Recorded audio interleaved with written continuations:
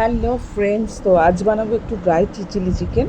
তো তার জন্য নিয়েছি পেঁয়াজ ডুমো ডুমো করে কেটে নিয়েছি, ক্যাপসিকাম, আদা বাটা, রসুন বাটা আর নিয়েছি টমেটো। এরপর না অ্যাকচুয়ালি মাংসটাকে আমি আদা রসুনের পেস্ট আর একটু নুন দিয়ে ম্যারিনেট করে রেখেছিলাম। তারপর আমি দিয়ে দিলাম কর্নফ্লাওয়ার এবং একটা ডিম। এবার এটাকে ভালোভাবে মেখে নিয়ে তারপর এটাকে আমি কড়াতে ভেজে নেব।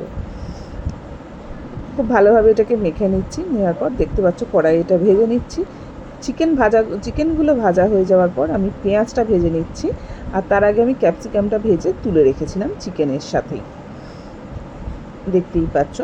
এরপর পেঁয়াজ ভাজা হয়ে যাওয়ার পর আমি টমেটোটাকে দিয়ে দেবো তেলের মধ্যে। টমেটোটা একটু নেড়ে চেড়ে নিয়ে আমি আদা বাটা আর রসুন বাটাটা দিয়ে দেবো। তারপর খুব ভালো করে মশলাটাকে আমি কষাবো। দিয়ে দিচ্ছি আদা বাটা, এটা দিয়ে খুব ভালো করে মশলাটা কষিয়ে নিয়ে দেন আমি দিয়ে দেবো হচ্ছে কাঁচা লঙ্কা। এটা আমি দিলাম হচ্ছে যে প্লেটটায় আমি আদা রসুনটা বেটে রেখেছিলাম সেই জলটা দিয়ে দিলাম। কাঁচা লঙ্কা দিয়ে দিচ্ছি, ঝালটা তোমরা তোমাদের মতোই দেবে, যতটা তোমরা ঝাল খাবে।